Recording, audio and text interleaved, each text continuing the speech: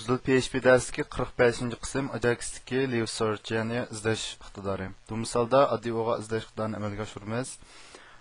Masalan, bu oddiy o'g'a izlash iqtidori qaraydigan bo'lsak, bu yerda biz mayadagi bu linkistiga bu XML uchurdan, masalan buningki mavzusi, anadagi ulanish adresi ostidagi bo'lgan bo'lsa, bu oddiy izlash iqtidorini qanday amalga oshirdik degan masala mayada.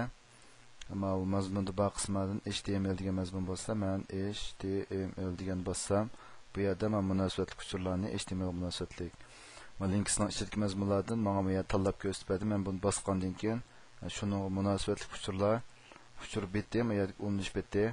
Shuni ulinib ko'rindi degan gap. Bu unumni qanday amalga oshirdik deganda, eng oldi bilan bu HTML qismida, bu users'niki JS qismi, ya'ni bu JS'ni so'ndirib ishlatdik. JS'da asosliq bu Ajax'ga munosabatli bo'lgan obyektlarni qo'zg'atdik.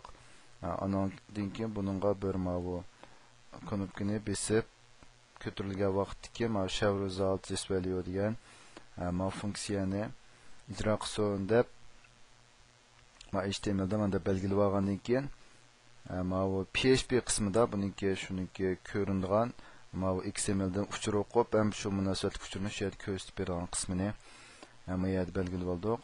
Bu orqali bu iqtidor amalga oshdi.